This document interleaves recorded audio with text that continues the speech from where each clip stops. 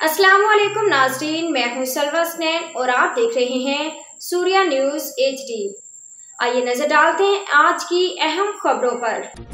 ठल report Mir Faiz Somru ठोल में मकतूल दुकानदार हाफिज मौज़म नोनारी के लवाहिकीन की जानिब से कातलों की गिरफ्तारी के लिए एहतजाज मुजाहरा किया गया।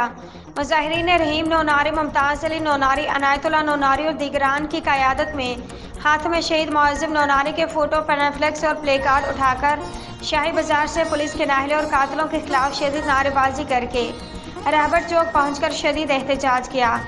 इस मौके पर शहीद हाफिज मौज़म अली नोनारी के लवाहिकीन ने सहाफ़ियों से गुफ्तगू करते हुए कहा कि शहीद हाफिज मौज़म अली नोनारी के कातिल मुकदमा से दस्तबरदार होने के लिए हमें सड़कों और दुकान पर आकर बुरे नताइज की धमकियाँ देकर हरासा कर रहे हैं, लेकिन ए सेक्शन ठोल पुलिस जवाबदारों को गिरफ्तार करने और मुकदमा दर्ज करने को तैयार नहीं है।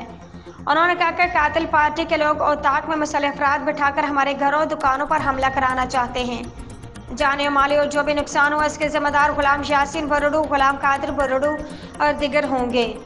उन्होंने DG ranger Sindh, IG Sindh, DIG Larkana और SSP जगमबाज सैयद सलीम शाह से मुतालबा किया है कि शहीद हाफिज मौज़म नोनारी के कातिलों और हरासा करने वालों के गिरफ्तार करके मुकदमा दर्ज करके हमें तहफ़्फ़ुज़ फराहम किया जाए। आज के लिए इतना ही। मज़ीद खबरों और अपडेट्स के लिए देखते रहिए सूर्या न्यूज़ HD।